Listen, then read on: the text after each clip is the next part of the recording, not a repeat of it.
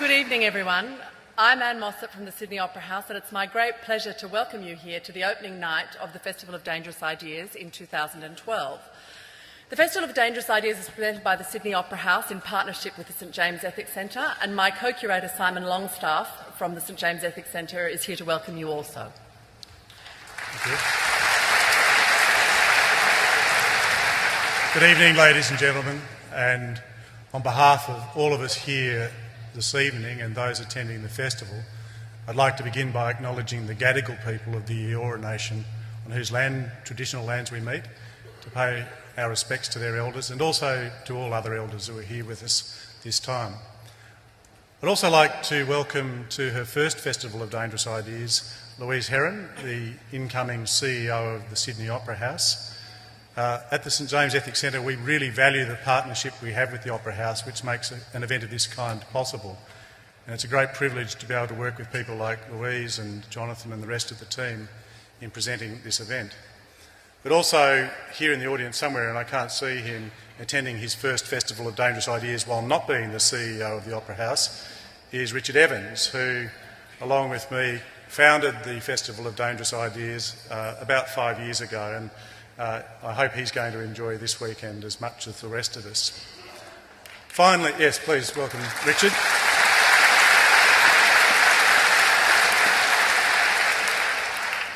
There are a number of great civic occasions taking place this weekend.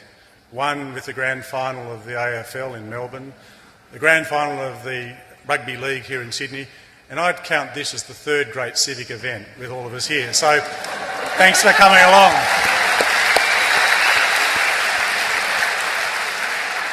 Finally, one of the great pleasures of working on this festival is being able to work as a colleague with Anne Mossop, the co-curator, and the festival producer, Danielle Harvey.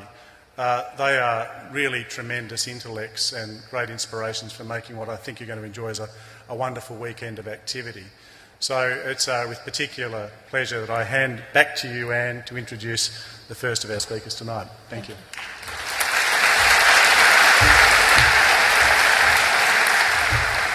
Thank you very much, Simon. Before we get started, some small issues of housekeeping. Please, can you make sure that your mobile phones are turned off? And while we encourage discreet tweeting, the hashtag to hashtag FODI, or indiscreet tweeting, if that is more dangerous. We will be hearing, of course, from Sam Harris this evening, and there will be time at the end for some questions from the audience. You'll notice that there are microphones throughout the auditorium, including for our lovely colleagues behind me. So I will come back to the stage to moderate that question and answer session, and I'm sure that there will be some fast and furious exchanges there. Sam Harris is the best-selling author of books like The End of Faith, Letter to a Christian Nation, The Moral Landscape, Lying, and Free Will. The End of Faith was the winner of the 2005 PEN Award for Non-Fiction. He's the co-founder and chairman of Project Reason, a non-profit foundation devoted to spreading scientific knowledge and secular values. He received a degree in philosophy from the Stanford University and a PhD in neuroscience from UCLA. We're particularly pleased that he was able to come to the Festival of Dangerous Ideas because, although we're not, generally collectors as such, this is the fourth of the four horsemen of the new atheist apocalypse to grace our stage.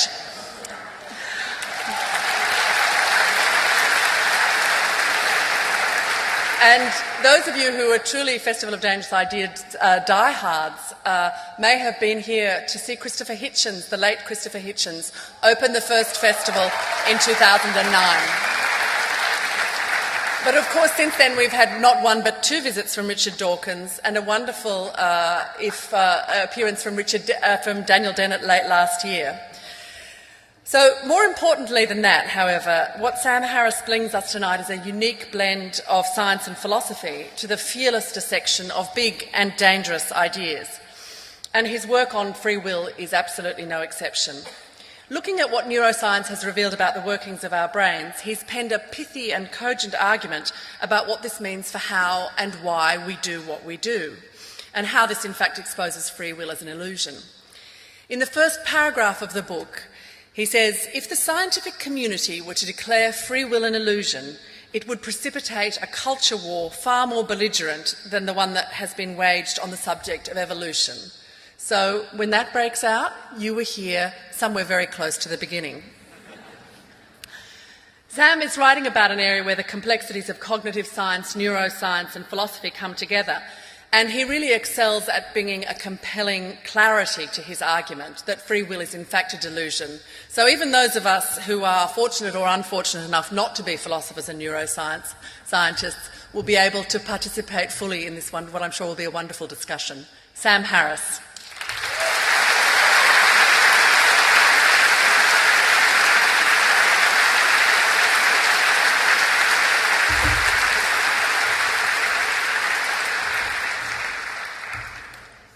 Well, it really is an honor to be here. Such a beautiful venue, and to be following the other horsemen. It really is. It's great to be here. Now, I'm going to speak tonight about the delusion of free will. And to my surprise, this is an incredibly sensitive subject. It's perhaps the most sensitive subject I have had the honor to touch. It's sensitive to religious people, of course, because without free will, Judaism, Christianity, Islam don't make any sense, if you can imagine such a thing.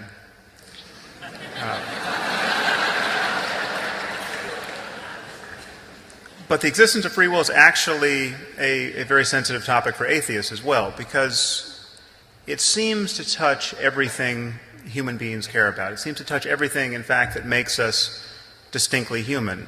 Morality and law and politics and religion and intimate relationships, feelings of personal accomplishment, feelings of guilt and responsibility. It seems that most of what we care about in human life depends upon our being able to view other people like ourselves as being the actual conscious source of their thoughts and actions. So in this talk, I hope to do two things. I hope to convince you that free will is an illusion, and I hope to convince you also that this matters.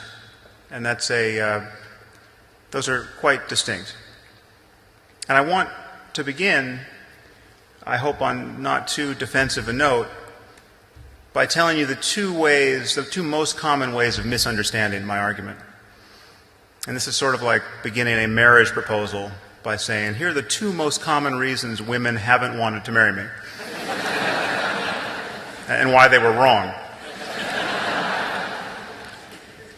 Now, the first way of missing the point is to think that we simply don't understand enough. Science is incomplete. Some of our scientific assumptions may be false. There may be truths to discover about the nature of the universe that would put free will, the popular notion of free will, on some new footing. So it's simply too soon to say scientifically that free will is an illusion. This is not true.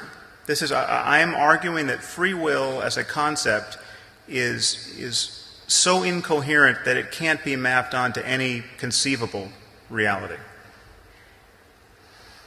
The second detour you might be tempted to take, as many have, is to say, well, of course, the popular notion of free will doesn't make any sense, it doesn't fit the facts, but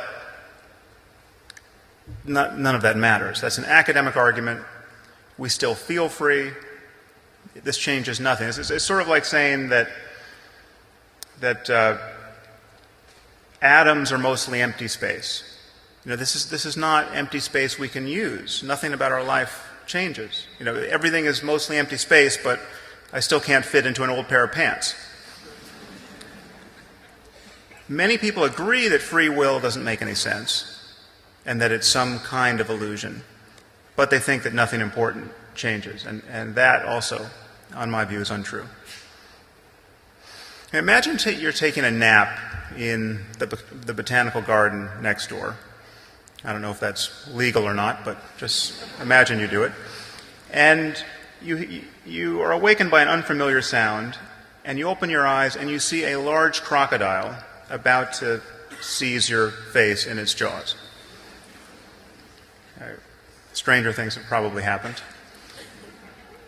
It should be easy enough to see that you have a problem. Okay? And now swap the crocodile for a man holding an axe. The problem changes in some interesting ways, but the sudden emergence of free will in the brain of your attacker is not one of them. But imagine the difference between these two experiences. Let's say you survive your ordeal, and you have it's a terrifying experience. And let's say you're injured. Let's say you lose a hand. Okay, now imagine confronting your human attacker on the witness stand during his trial. Okay, if you're like most people, you are going to feel feelings of hatred that could be so intense as to constitute a further trauma. Okay, you might spend years of your life fantasizing about this person's death. How much time are you going to spend hating the crocodile? I mean, you might even go to the zoo to take your friends and family to the zoo for fun just to look at him. You'd say, that is the beast that almost killed me. Well, you might be pointing with this hand.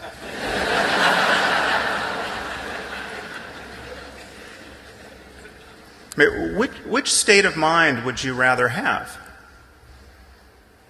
Now, I think this idea of free will largely accounts for the difference. The crocodile was just being a crocodile. I mean, what else was a crocodile going to do coming upon you napping in the park?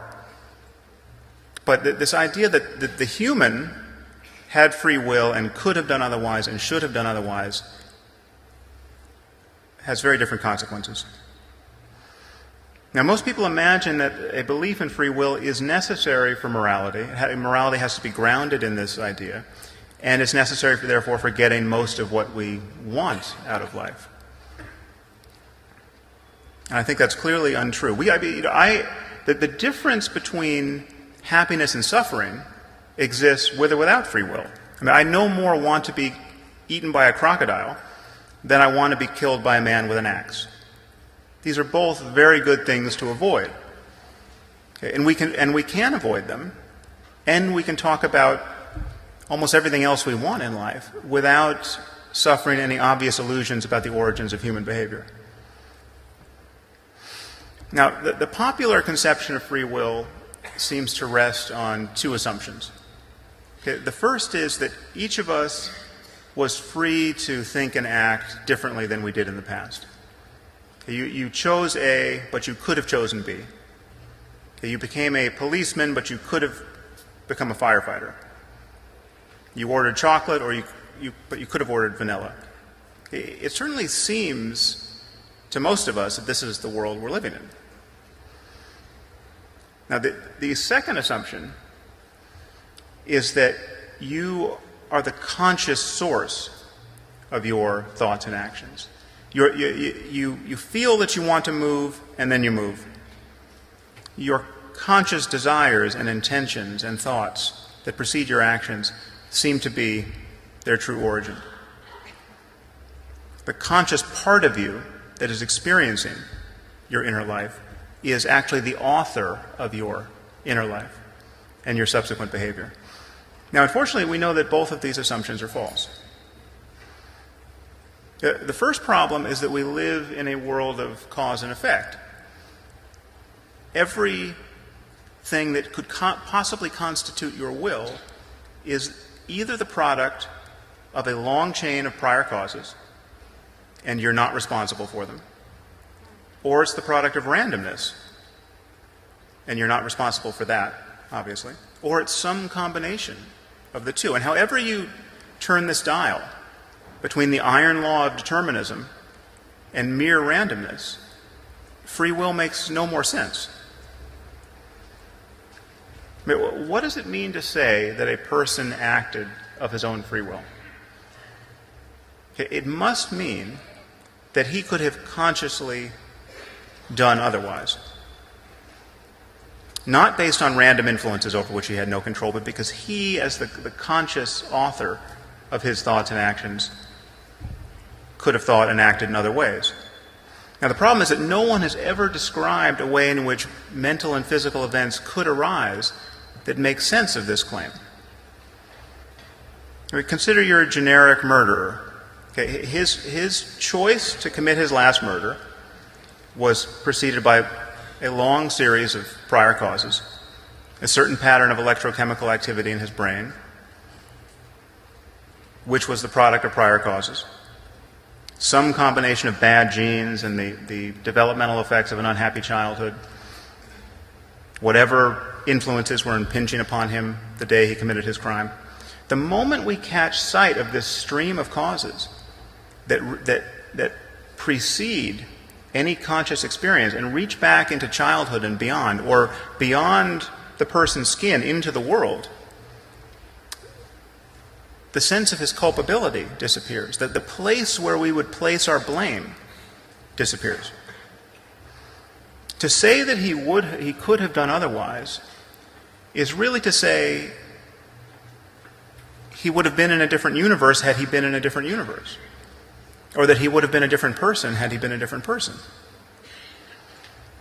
Now, and as disturbing as I might find such a person's behavior, I have to admit that if I were to trade places with him, atom for atom, I would be him. And I would behave exactly as he did. And for the same reasons. There's no extra part of me that could resist the impulse to victimize innocent people. I mean, even if you believe that every human being harbors an immortal soul, this problem of responsibility remains. I cannot take credit for the fact that I don't have the soul of a psychopath. If I had truly been in this person's shoes, if I had an identical brain or an identical soul in an identical state, I would have behaved exactly as he did. So the role of luck in our lives appears decisive. One has to be very unlucky to have the mind and brain or soul of a psychopath. But the moral significance of luck is very difficult to admit. It seems to completely destabilize us. We seem not to know how to think about evil in this context. And yet in specific cases, we have already changed our view of evil. Whenever we see the cause of someone's behavior, when we see, for instance, that a murderer had a brain tumor, and the brain tumor was in just such a place in the brain so as to explain his violent impulses, that person suddenly becomes a victim of biology. Our moral intuitions shift utterly. Now, I'm arguing that a brain tumor is just a special case of physical events giving rise to thoughts and actions. If we fully understood the neurophysiology of any murderer's brain, it would be as exculpatory as finding a tumor in it. If we could see how the wrong genes were being relentlessly transcribed, if we could see how his early life experience had sculpted the microstructure of his brain in just such a way as to give rise to violent impulses, the whole conception of placing blame on him would erode. Now, of course, this is a problem that scientists and philosophers are aware of, and many think they have put forward a notion of free will that can withstand the facts. And I'll deal with some of that. There appears to be a poltergeist in this computer. But I want to argue for a moment that the problem of free will is actually deeper than the problem of cause and effect. I mean, most people think we have this experience of free will, and simply we can't map it on to physical reality. I think this is an illusion. The free will doesn't even correspond to a subjective fact about ourselves. And if you pay close attention to your experience, you can see this. Your thoughts simply appear in consciousness, very much like my words. What are you going to think next? What am I going to say next? I could start just wondering about why we don't eat owls. Why don't we eat owls? They seem perfectly good. Where did that come from? Well, as far as you're concerned, it came out of nowhere. Right? But the same thing happens in the privacy of your own mind. It's happening right now. You've all made an effort to be here tonight, presumably because you wanted to hear what I had to say about free will. And you're trying to listen to me, but you have a voice in your head that just says things. Haven't you noticed? Now, I'm standing up here trying to reason with you, and you'll think, he looks a little like Ben Stiller.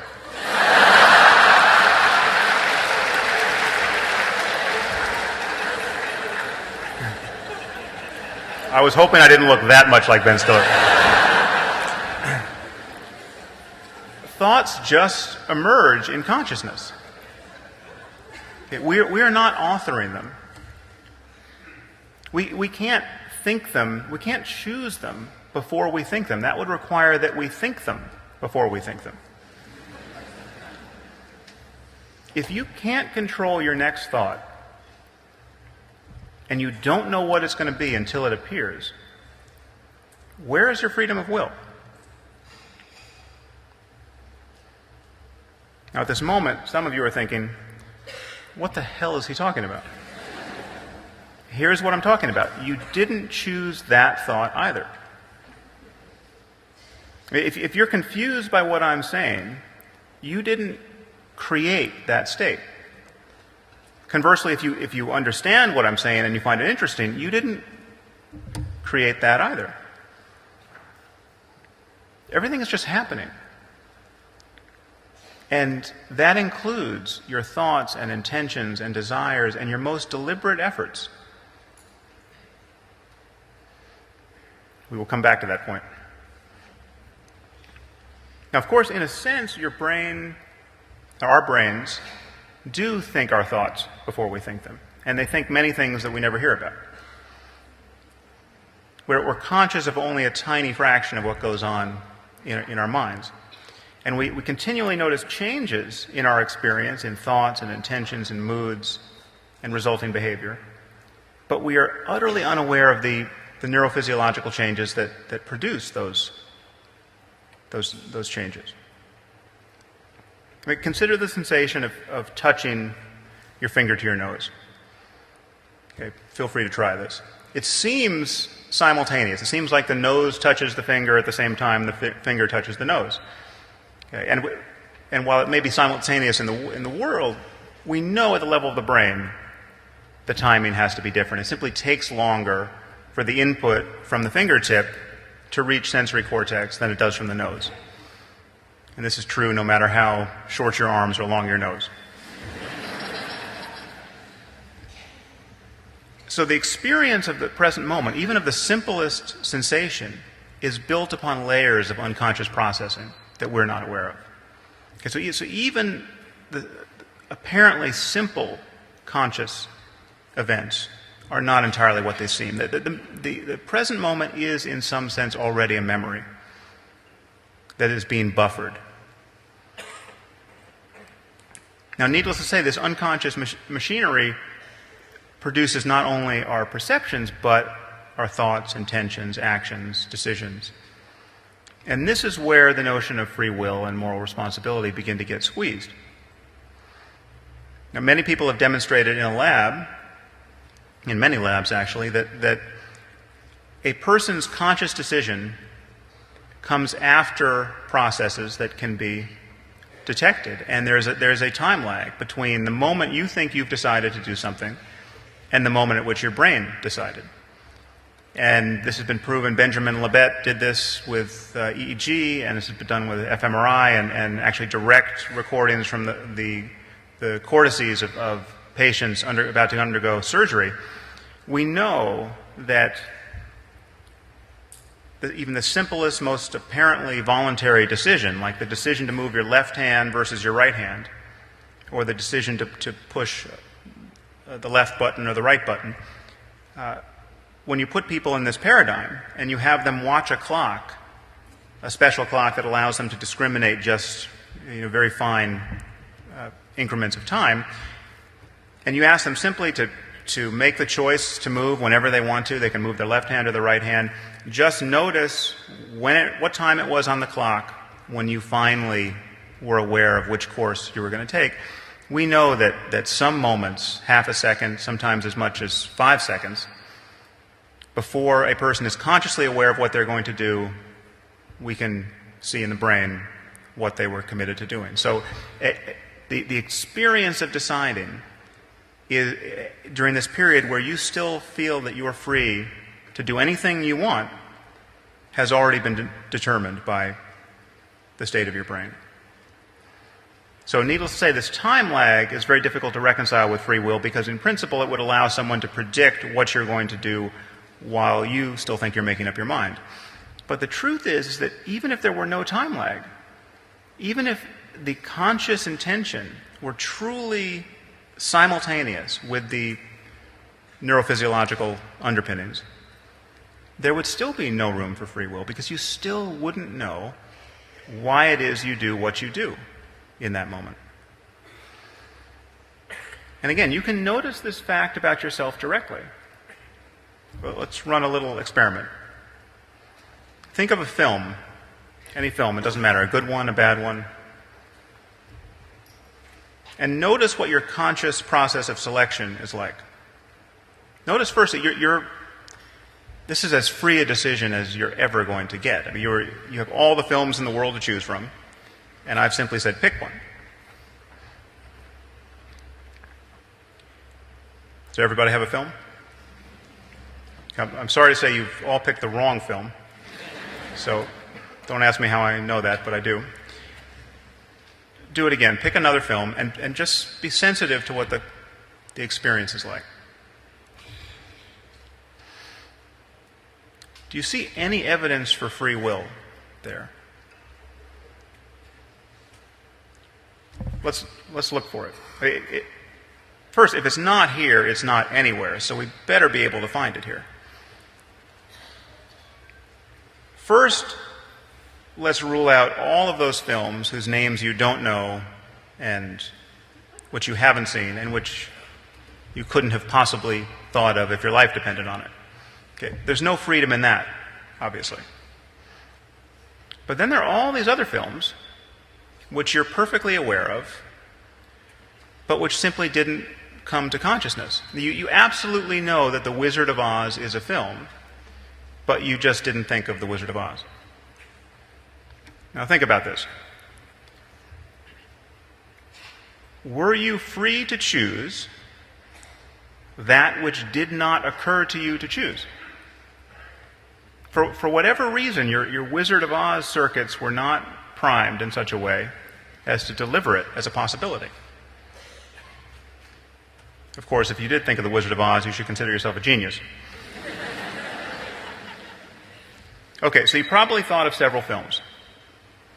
And let's say you thought of Lawrence of Arabia and Avatar and Mad Max. Okay, so you kind of converged on those three, and then you thought, well, I'm Australian, I'll go with Mad Max. And then you thought, no, Mel Gibson is more than a little creepy at this point in his life. So I'm going to go with Avatar. Okay? And you settled on Avatar. Well, you still don't know why you chose Avatar over Lawrence of Arabia. And this is the sort of decision that motivates the idea of free will. You go back and forth between two options, and you're not suffering any obvious constraints from the external world or any coercion. It just, you appear to be doing all of it. It's just you and your thoughts. But when you look closely, it is a mystery why you chose one over the other. And you might have a story to tell about it. You might say, well, I saw an animated movie last week, and Avatar's animated, so I remembered that, and so I just went with Avatar. Okay, well, the first thing to say is that we know that those sorts of explanations are almost always wrong. When you bring people into the lab and manipulate their decisions, they always have a story about why they did what they did, and it never bears any relationship to what actually influenced them. So you can bring people into the lab, and and give them a hot beverage as opposed to a cold one to hold in their hands, and get them to cooperate more or to like one person more than another, and they have no idea that the temperature of the cup in their hands is influencing them at all. The psychology is just bursting with evidence of that kind. But even if you're right in this case, even if the memory of the animated film was the thing that steered you to Avatar over Lawrence of Arabia, you still can't explain why it had that effect. Why didn't it have the opposite effect? Why didn't you think, well, I just saw an animated film, so I'm going to go with something else. I'll go with Lawrence of Arabia.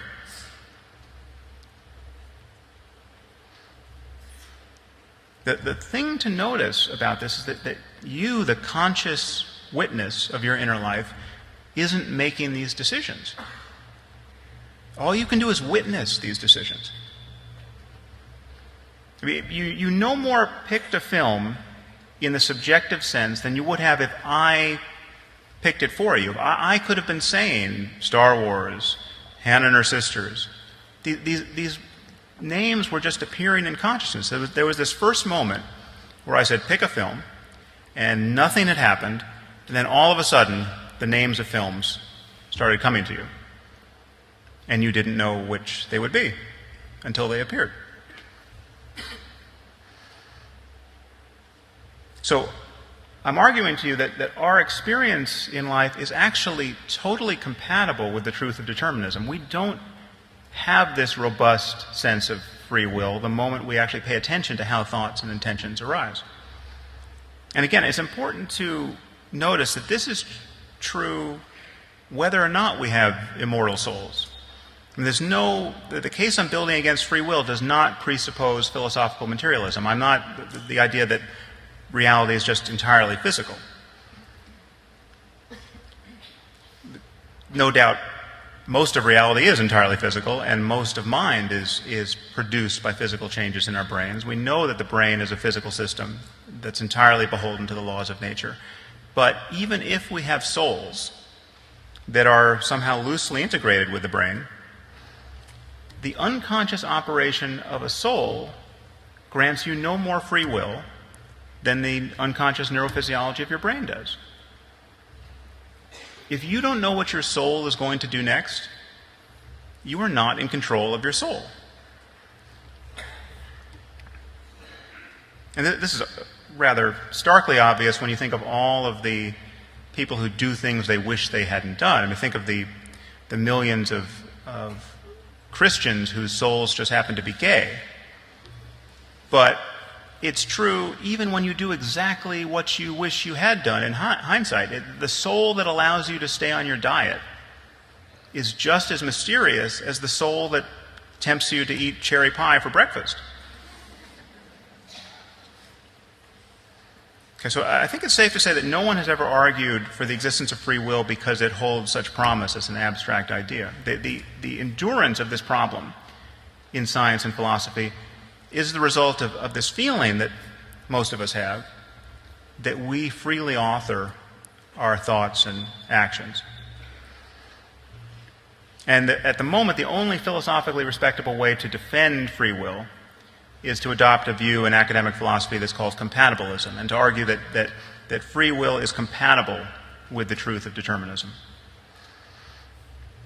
Now, my friend Dan Dennett the philosopher is a compatibilist, and he essentially makes the claim that we just have to think about free will differently. If a murderer commits his crime based on his desire to kill, and not based on some other thing that's hijacking him, but his actions are actually an expression of his real desires and intentions, well, then that's all the free will you need. But from both a moral and scientific point of view, this seems to miss the point. But where is the freedom in doing what one wants when one's desires are the product of prior events that one is completely unaware of and had no hand in creating? So from my point of view, compatibilism is a little like saying a puppet is free as long as it loves its strings. Now, compatibilists push back here. They say that even if our desires and thoughts and behavior are the product of unconscious causes, that doesn't matter because you are the totality of what goes on inside your brain and body. So your unconscious mental life is just as much you, and your unconscious neurophysiology is just as much you as your conscious inner life is. Okay, but this, to my eyes, seems like a bait and switch. Okay, this trades a psychological fact, this experience we have of consciously authoring our thoughts and actions, for a general conception of ourselves as persons. It's a little like saying you are made of stardust, okay, which you are, but you don't feel like stardust. Okay, and the knowledge that you're stardust is not driving your moral intuitions and influencing our system of criminal justice. The fact is that most people are identified with a certain channel of information in their conscious minds. They feel that they are in control, they are the source, and this is an illusion. The you that you take yourself to be in this present moment isn't in control of anything. So compatibilists try to save free will by saying you're more than this. You are the totality of what goes on inside your brain and body. But you're making decisions right now with organs other than your brain. But you don't feel responsible for these decisions. Are you making red blood cells right now? Your body is doing this, hopefully. But if it were to stop, you wouldn't be responsible for this. You would be the victim of this change. So to say that you are responsible or are identical to everything that goes on inside your brain and body is to make a claim about you that bears absolutely no relationship to the experience of conscious authorship and subjectivity that has made free will a problem for philosophy in the first place.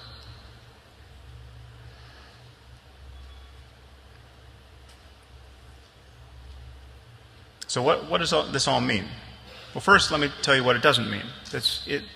To talk about determinism as a fact is not to argue for fatalism. Okay, this confusion on this point gives rise to questions like, well, if everything is determined, why should I do anything? Why not just sit back and see what happens?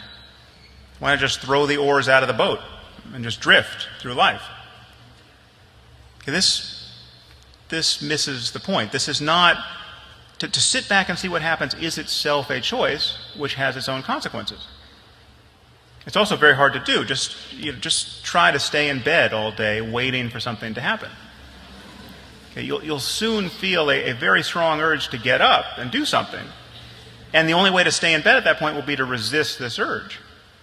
Doing nothing actually becomes much harder than doing something after a very short time.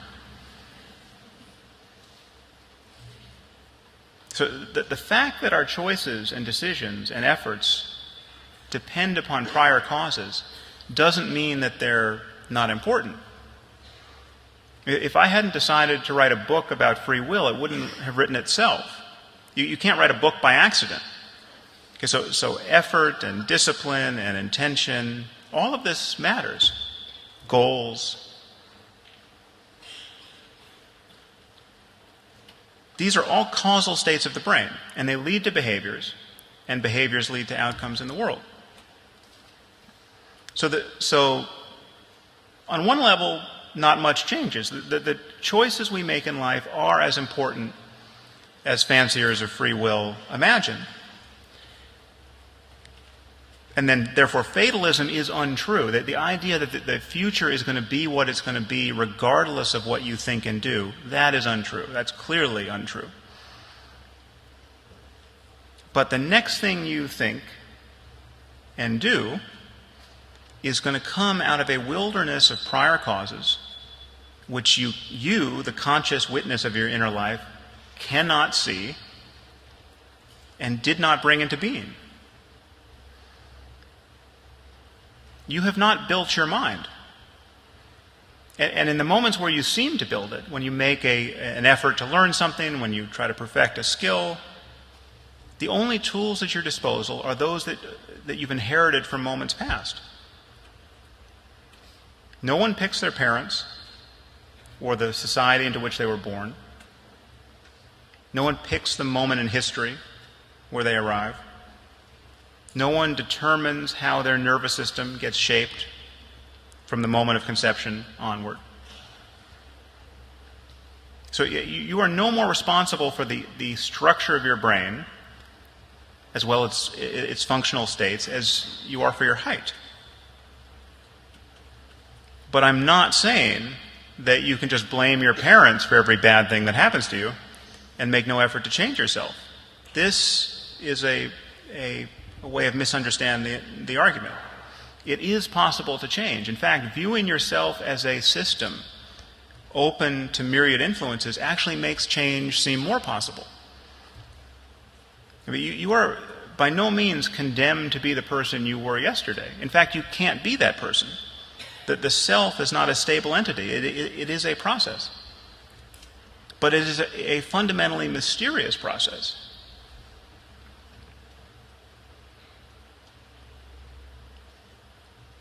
I mean, none of us know how we arrived at this moment in our lives.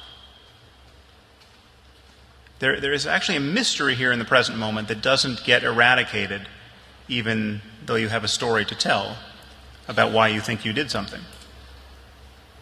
We are in each moment simply discovering what our life is. Now, this may sound scary to some of you, but it can be quite freeing to view the world this way. So, our choices matter, and there are paths toward making wiser ones. There's no telling how much a good conversation could change you, or how much it might matter to you to surround yourself with smart people or to get an education. But you don't choose to choose what you choose in life. There's a regress that always ends in darkness. You have to take a first step or a last one for reasons that are bound to remain inscrutable. And to declare your freedom in this context is really just a way of saying, I don't know why I did that, but I didn't mind doing it, and I'd be willing to do it again. Now, I don't mean to belabor the point, but people have a really hard time understanding this. Just think of the context in which you are going to make your next decision. Whatever it is, a decision of any size, whether to get married or not, to go to graduate school or not, to eat at the Chinese restaurant or the Italian one, your brain is making choices based upon beliefs and intentions and states that have been hammered into it over a lifetime. Your physical development is something you had no hand in. You didn't pick your parents, you didn't pick your genes, you didn't pick any of the influences that shaped your neurophysiology. You didn't pick your soul, if you have one. And yet this totality of influences and states will be the thing that produces your next decision. Yet, yes, you are free to do whatever you want, but where do your desires come from? Okay, so let's get back to this issue that I raised at the beginning of this talk. It seems that this kind of talk begins to undermine a sense of moral order. And in fact, this is the position of the Supreme Court of the United States. It has said that free will is just a non-starter in terms of our criminal justice system. It is a universal and persistent assumption. That's a quote of our criminal justice system. And determinism is incompatible with the underlying precepts of our approach to justice. So the idea is actually doing work in our world. The problem is that if we view people as neuronal weather patterns, it seems to undermine a basis for placing blame. Now, I think this is actually a false assumption. I think we can have a very strong sense of morality and an effective criminal justice system without lying to ourselves about the causes of human behavior. So what do we condemn most in people, morally and legally? It's the conscious intention to do harm. Now, why is the conscious intention to harm people so blameworthy? Well, consciousness is the context in which all the qualities of our minds seem activated. The consciousness is where our beliefs and desires and prejudices rub up against one another. What you do on the basis of conscious premeditation tends to say the most about you and about what you're likely to do in the future. Now, if you decide to kill your neighbor after weeks of deliberation and library research and debate with your friends, well, then killing your neighbor really says a lot about you. That really is the sort of person you are. The point is not that you are the sole independent cause of your behavior. The point is, for whatever reason, you have the mind of a murderer. Okay, you're not ultimately responsible for the fact that you have that mind. No more so than a crocodile is responsible for the fact that it's a crocodile. But a crocodile really is a crocodile, and it really will eat you. Okay, if you see one out on the boardwalk tonight, it's worth taking seriously. You don't have to attribute free will to it to take it seriously.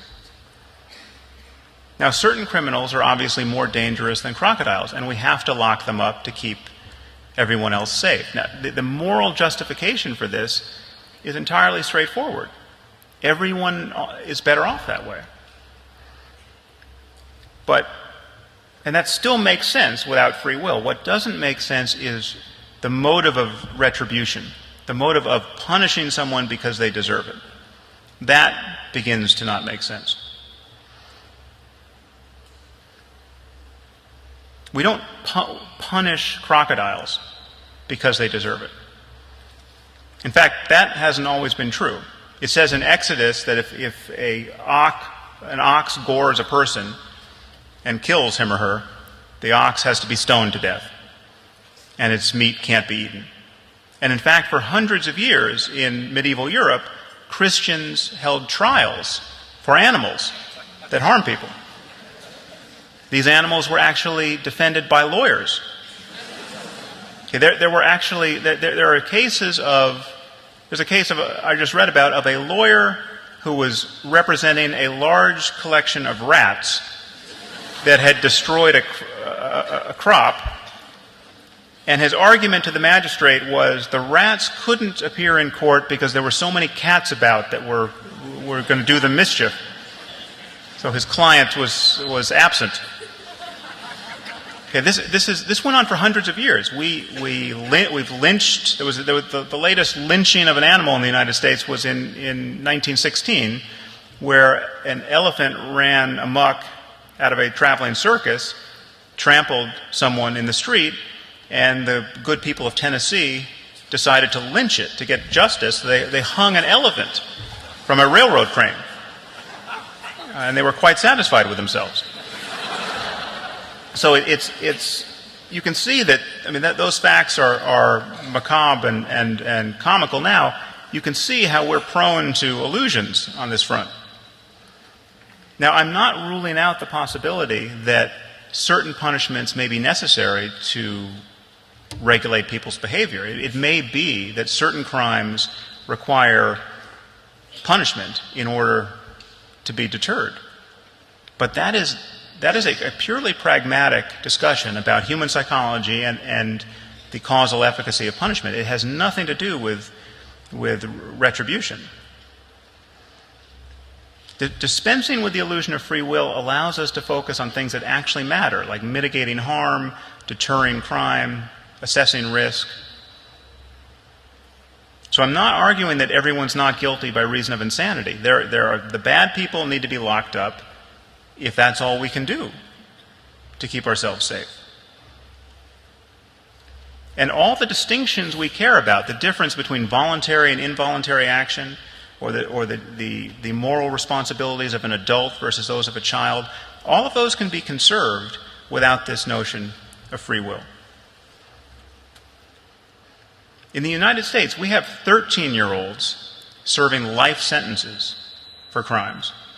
I don't know if this happens in Australia, but this happens in the U.S., and it's not based on any kind of sane assessment that these children cannot be rehabilitated. It is based on the sense that they deserve this punishment. They are the true cause, the sole cause of their behavior, which was so heinous that they deserve this as a matter of retribution. That doesn't make sense when you relax this notion of free will. I mean, the thing you have to admit in the final analysis is that even the most terrifying people are at bottom unlucky to be who they are. And that has moral significance. And once again, even if you think everyone harbors an eternal soul, the game doesn't change. Anyone who's been born with the soul of a psychopath is profoundly unlucky. You take one of the most odious people I can think of, Saddam Hussein's eldest son, Uday Hussein. He really is somebody it's almost impossible to feel compassion for this man when you think of him as he was as a man. I mean, this was somebody who, when he would see a wedding in progress in Baghdad, would descend with his thuggish bodyguards and rape the bride. Sometimes he would rape and kill the bride. He did this more than once. Okay, so given that we couldn't capture him during the course of that war, whatever you think about the ethics of the war, it was good that we killed him. I mean, unless you are a total pacifist, you have to admit that this is what guns are for, to shoot people like Uday Hussein. Okay, but simply walk back the timeline of his life. Think of him as a 4-year-old boy. Okay, he might have been his psychopathy might have been evident even at the age of 4. He might have been a scary boy, but he was also a very unlucky boy. I mean, he had Saddam Hussein as a father. How unlucky can you get? Okay, he was the 4-year-old boy who was going to become the psychopath Uday Hussein, through no fault of his own, ultimately. If at any point in his life course we could have intervened to help him, at 4, at 5, at 6, at 7, at 8, that would have been the right thing to do, and compassion would have been the right motive. So the irony is, if you want to be like Jesus and love your enemies, or at least not hate them, one way into that is to view human behavior through the lens of a wider scientific picture of causation. Now, I'm not saying that it would be easy to adopt this perspective if you or someone close to you was the victim of a violent crime. This is how we need to see the world in our more dispassionate moments. But our dispassionate moments are the source of our thinking about public policy and scientific truth.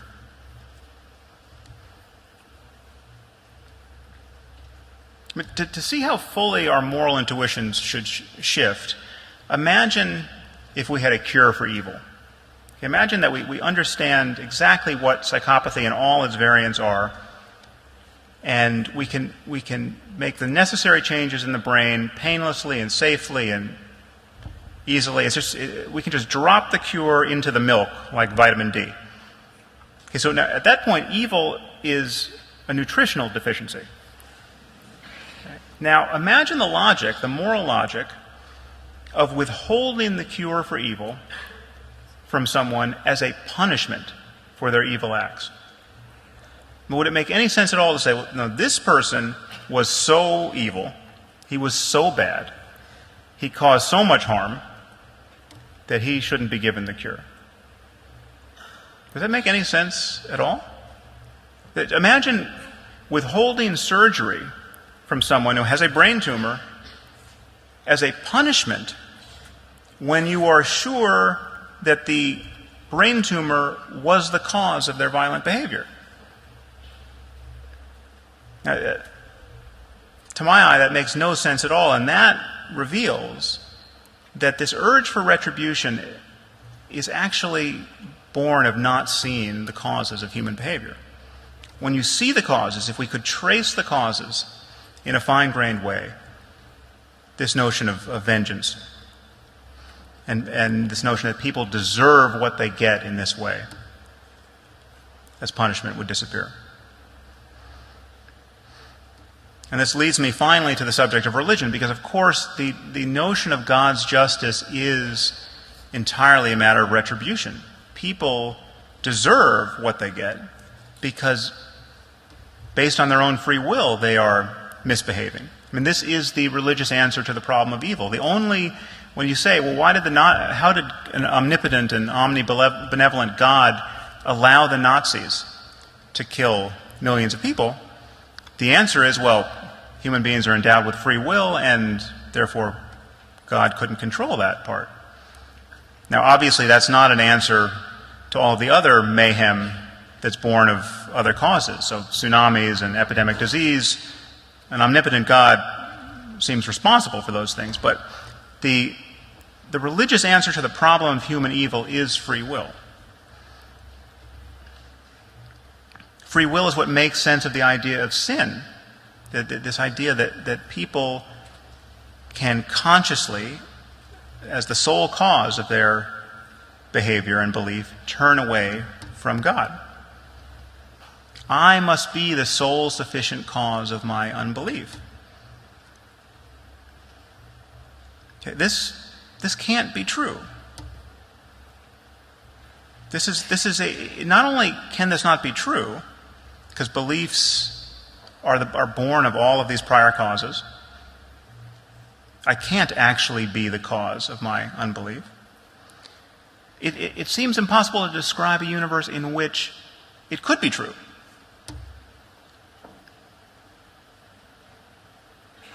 And however you tune the variables of determinism and randomness, free will doesn't put in an appearance. There's no mix of randomness and determinism that gets you free will. Now, ironically, one of the fears that religious people have is that this way of viewing the world dehumanizes us. But rather, I think it humanizes us. What could be more dehumanizing than to say that most people throughout human history are in some crucial way responsible for the fact that they were born at the wrong time, to the wrong parents, given the wrong beliefs, given the wrong religion, the wrong intellectual influences, and as a result of that, they deserve to be punished for eternity. And the God that designed this diabolical apparatus is somehow still good. So to conclude, I just want to bring this back to the direct experience of consciousness in the present moment.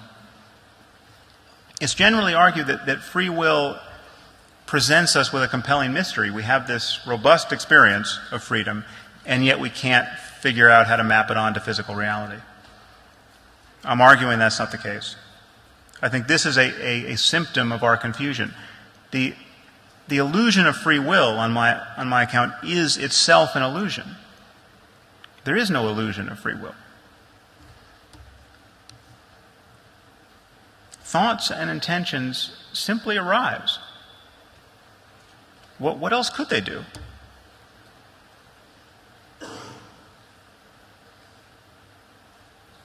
Now, some of you might think this sounds depressing, but it's actually incredibly freeing to see life this way. It does take something away from life. What it takes away from life is an egocentric view of life. Now, we're not truly separate. We are linked to one another. We are linked to the world. We are linked to our past and to history. And what we do actually matters. Because of that linkage, because of the permeability, because of the fact that we can't be the true locus of responsibility, that's what makes it all matter. So you can't take credit for your talents, but it really matters if you use them.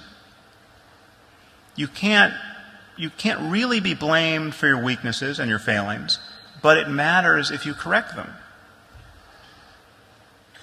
Pride and shame don't make a lot of sense in the final analysis, but they were no fun anyway.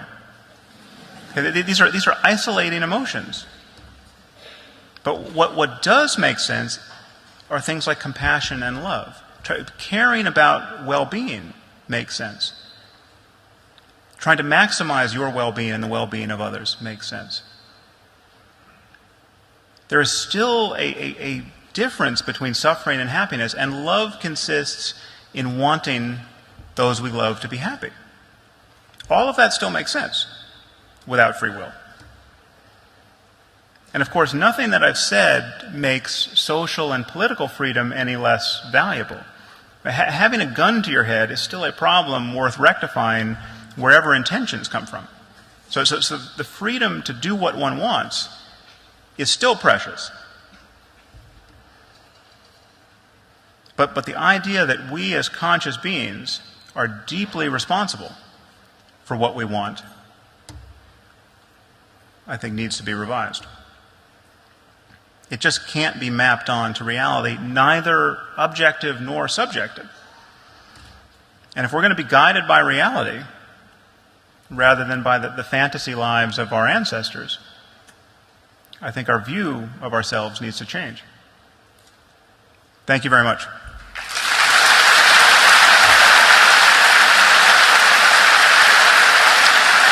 Thank you.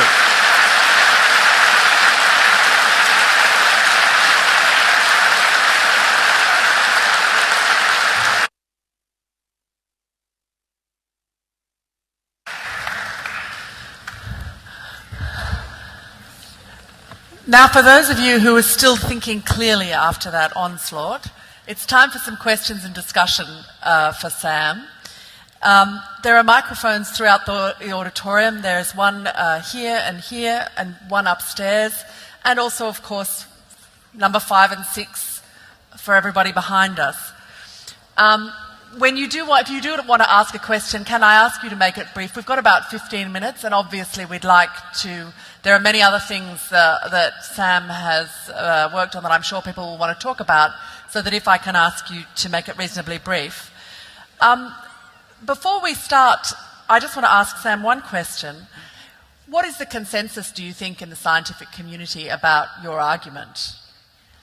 I mean, you've mentioned that there are schools of thought, people like Daniel Dennett, who have a different view. How close do you think we are to some kind of universal declaration of the illusory nature of free will? Well, it's just the state of affairs is really that most people just don't want to think about it. I mean, most people just think that most people are powerfully, their intuitions are powerfully shaped by the illusion, the sense that they have the freedom to consciously author their thoughts and actions. So people feel that there is a compelling subjective mystery, and that no one has been able to give an argument about how it would map onto physical reality. But people feel that the experience is so compelling that there's just no reason to worry about it. This is the state from which we need to live. Then there are people like Dan who have a different, from my view, essentially change the subject. I mean, the disagreement between Dan and myself is essentially this. It's like we're living in a world where most people believe in Atlantis. And they believe in the underwater kingdom, and they read Plato closely, trying to figure out where it was. And I want to say Atlantis doesn't exist. It didn't exist. People are confused about Atlantis. Dan wants to say that Atlantis is really Sicily. And he'll give a whole argument about why Sicily answers to many of the claims that people are making about Atlantis. And I want to say, no, but they're still talking about being underwater. Now, Sicily doesn't do that. And he says, well, Sicily is a great place, and there's reasons to visit, and let's talk about Sicily. And when he and I argue about this, he begins to respond to me as though I'm saying Sicily doesn't exist. And that's where, so there's a fair amount of talking past one another in these kinds of debates. Of course Sicily exists, but the people who are talking about underwater an underwater kingdom are at the very least confused, and that's the situation we're in with free will. I can see us scheduling a Sicily Atlantis conversation at some stage in the future. We'll take questions from the floor now. We'll go over here. Questioner from number 4. Does delusion of free will mean there is no such thing as self-conscious and only accidental blame? I'm sorry, I missed that last piece. Does delusion of free will mean there is no such thing as a conscious decision and there is only accidental blame? Accidental blame? Accidental blame. So no such thing as a conscious decision. Is there only accident or blame? Well, so I'll answer what I think you were getting at there. It's not that consciousness is meaningless, because within philosophy, the argument that consciousness is always just behind the times and serves no purpose is called epiphenomenalism. So consciousness just doesn't do anything. It's just a movie that's playing. That it's like you can turn the monitor off your computer and the lights go out, but your computer is still doing all the things it was doing anyway. So that the monitor is kind of an epiphenomenon relative to what the computer is actually doing. My argument against free will doesn't really imply epiphenomenalism about consciousness, because it could be that certain things have to be promoted to consciousness in order to have the effects that they have. It's just that their promotion isn't something that we ever, as conscious witnesses, ever engineer. So, for instance, I can unconsciously shift in my seat and do, from time to time, to ease various pains, and I can be unaware of any of this, but I can't unconsciously decide, well, actually, this pain in my hip warrants a trip to an orthopedist, right? So something may have to rise into consciousness, and therefore begin a cascade of other effects that consciousness could be the difference that makes the difference, and I think it is in many cases, but it's still a mystery why that particular thought pattern arose in that moment, and in the present moment, it's always true to say you don't know what's coming next as a matter of consciousness, and the larger context is you didn't make yourself. You didn't pick your parents, you didn't pick your genome, you didn't pick anything that actually explains the totality of what you are is something you can't truly own. And so the role of luck and its moral significance, I think, is something we have to talk about. Coming next from number 3. Hi, thanks for that. That was great. My question's hypothetical, but I think it's rather plausible. What should we, and I said we as a global community, maybe rational members of the global community, do in the event of a faith-based nuclear attack? And perhaps take the position of a hypothetical president of the United States. How would you address that? What? And maybe also speculate how President Obama or President Romney, God forbid, how they may. You've speculated on them. What should we do? How would you respond in the aftermath of a faith-based nuclear attack? A nuclear 9/11, I guess. Well, I mean, it seems to me that the faith part is not particularly relevant once the bombs have actually fallen. Let's say one. I mean, I think what you may be getting at is just that faith. And this is something obviously that I went into in some detail in my first book, The End of Faith. But the problem with otherworldly faith, the problem with the idea that you get everything that you could conceivably want after you die, is that it takes the entirely rational and important motivating component of death out of the equation. So then you can walk around the world meeting people who are in some basic sense eager to die, and they're not bluffing. There are many secular people and religious liberals and religious moderates who think that everybody's bluffing. And it doesn't matter how many people make a suicide video and then blow themselves up. They still think that in some sense you can't trust people's representation of their beliefs. You can't take that at face value. There's always some deeper thing. They've been manipulated, they've been brainwashed, it's politics, it's economics. It's never the faith. And notice when you see that game being done, when you see someone looking for a deeper explanation behind religion, notice the asymmetry here. Notice that no one ever does it in reverse. No one ever meets somebody with a grievance and hears them say, I had no hope. I couldn't afford school. I was desperate because we've been living under occupation for decades. I saw no reason to live, so then I entered the jihad because it seemed the only game in town. No one ever hears that. First of all, you fundamentally never hear that, but let's say you did hear that.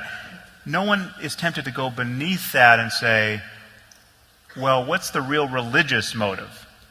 Okay, they're always looking for an economic or political motive behind the religion.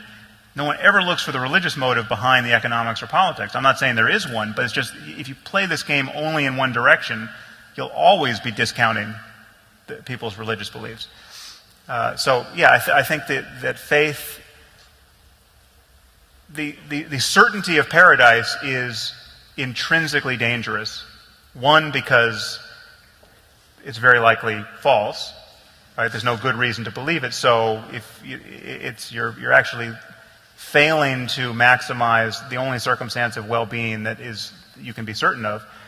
But two, it allows people to do things that would be unthinkable otherwise. And so I do worry about that. Up here. Hi. You talk about treatment instead of punishment. How do you explain that the coercive treatment is in a violation of the personal autonomy and the personal values of the offender? And doesn't that violation end up constituting a kind of punishment anyway? Also, why not talk about treatment and punishment at the same time? Well, it's a question of that question is arising in a context in which we don't understand the details, and therefore our treatments for anything at the level of the mind are incredibly coarse. And if you're talking about pharmacology, they have a spectrum of undesirable side effects, and nothing really works all that well. So you have to imagine the case where we really have a deep understanding and we really have remedies that work, and they don't come with all of these other terrible side effects. So you're not having to weigh symptoms, the symptoms of the disease versus the symptoms of the cure. It's much more analogous to the antibiotic. Well, that's probably not a good analogy because there are side effects. But the tumor was removed, and no one is left wondering whether that was a good idea because the problem was discrete enough, that the remedy was clear enough, and the outcome was good.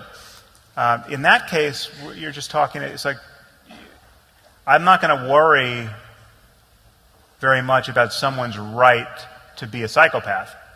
If we have a cure for psychopathy, which is, you just get it in the milk now, but then we have parents who don't like the idea of this cure, even though we don't have side effects, and now they're raising psychopathic children who we all have to deal with. That becomes again, in the gray areas, it becomes something to debate because you're talking about cures that don't necessarily work, incomplete understanding, side effects. Then that's the world in which we're going to be living for a very long time, perhaps forever. But where things become clear and actionable, I think our intuitions just naturally change. I mean, it used to seem completely insane I would imagine, to even fix somebody's teeth. It's like orthodonture is this crazy artifice that we have foisted upon ourselves at some point. And yet now, if your kid has very crooked teeth, it is the compassionate and not entirely intrusive thing to do to fix them. and the kid will thank you when they're old enough to see the benefit. And so we don't waste a lot of time thinking about the ethics of things like that now, and yet when they're novel, I think the novelty is startling. Sam, I accept your premise about the non-existence of free will. I want to explore your assertion that it matters. You've illustrated the point that it matters largely in reference to the criminal justice system. For most of us, most of the time, our lives don't intersect with the criminal justice system. So can you illustrate this assertion by explaining how you've conducted your life differently since you landed on these ideas about free will?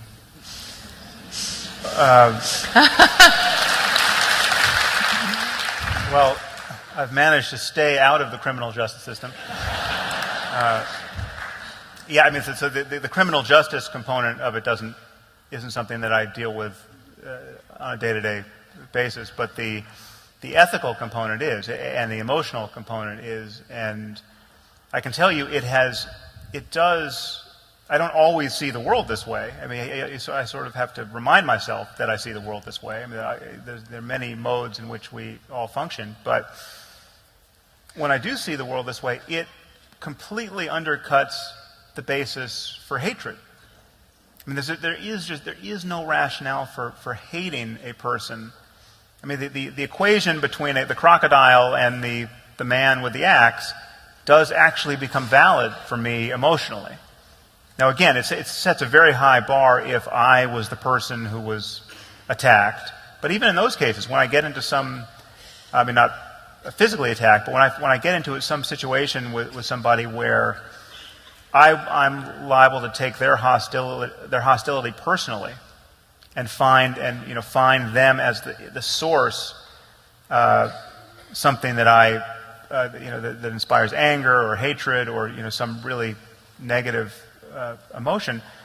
That viewing a kind of with a wider lens, how we both got into that situation, just the bottom drops out, and the logic of indulging that mood falls away. And that seems to me to be an intrinsically good thing. Now, people begin to worry, well, what about all the good moods? I mean, can you still love people while viewing them as part of this vast fabric of causality?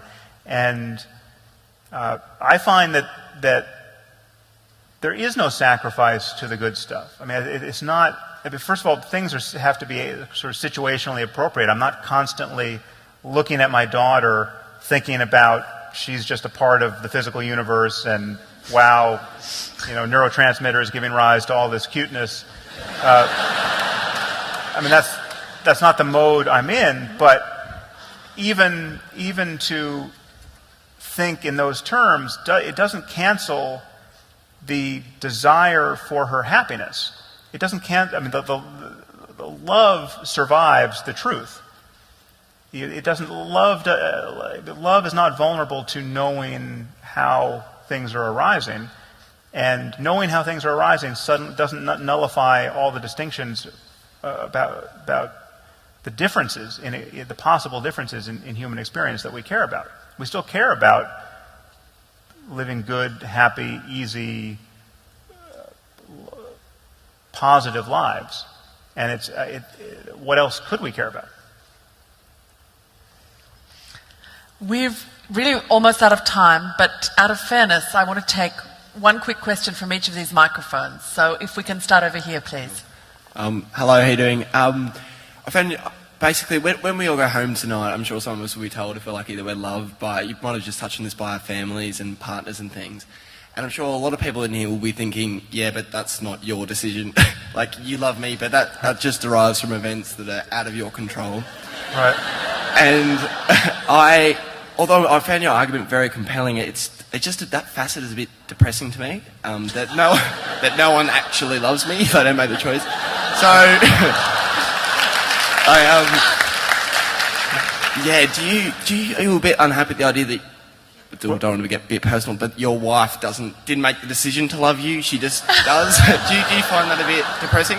Or, how do you deal with that?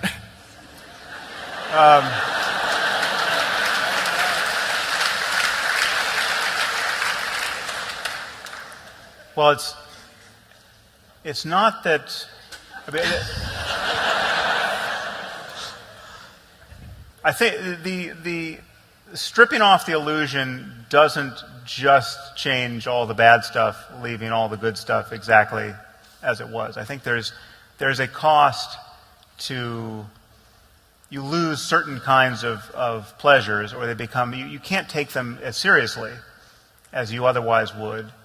And if you want to be sufficiently adolescent about it, you could regret the loss of it. So, it's sort of like losing Santa Claus. And when you lose Santa Claus, you've actually lost something.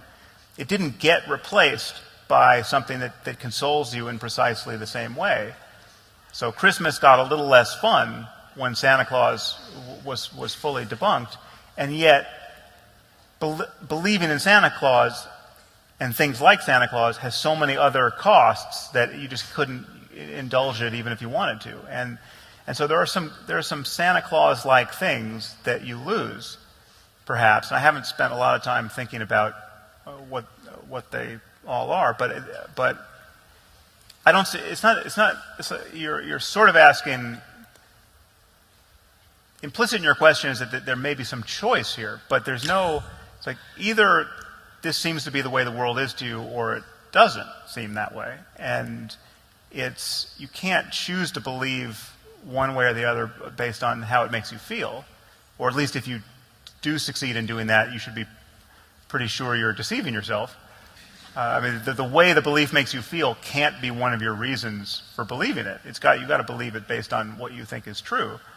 But on the whole, I find it the change almost entirely positive. I mean, it is all of the negative states of mind that become so intractable and just motivate people to waste their entire lives, really, are undercut by this, that are anchored to this illusion.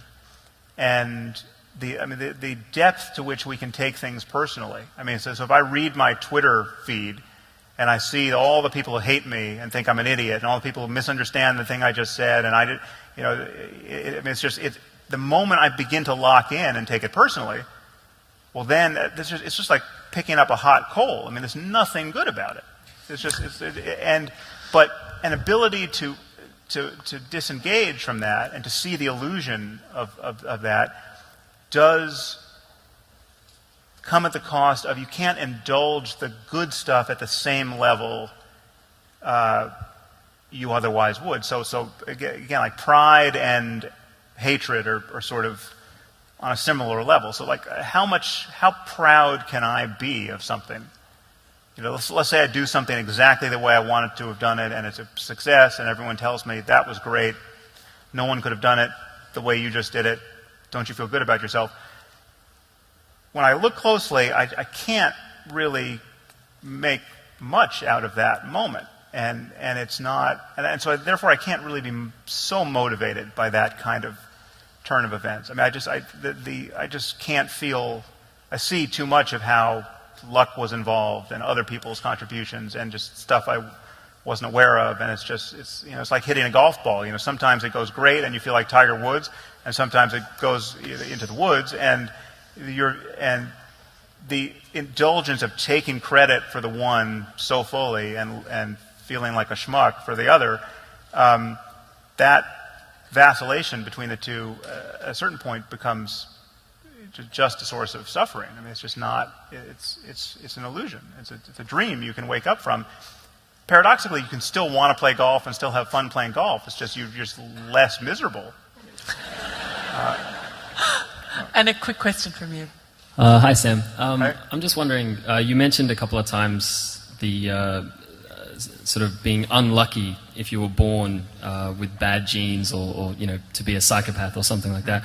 And I'm just wondering, is there any evidence to your knowledge that there is such a thing as like a psychopath gene or an equivalent, something like that? I mean, the genetics of it are not totally worked out. I mean, the contribution is not like Huntington's disease where it's 100% contribution and we know what genes are involved. But yeah, clearly there's a genetic component to psychopathy, and so there are people who have this complement of genes who don't wind up being psychopaths, but they can have some of the traits of, there's a scale of traits of psychopathy. And it's, some, like almost everything that we care about, some combination of genes and environmental influences that cause it. So this has been a classic opening for a Festival of Dangerous Ideas. Golf, Ben Stiller, psychopaths, and a cherished delusion going out the window. So I'm hoping you're all going to head out into the night, relieved of the burden of free will, hoping that you're lucky, that you ended up with the right parents. Sam will be signing books in the foyer as we leave here. I'd like you to join me in thanking him, and I hope to see you over the weekend. Thank you.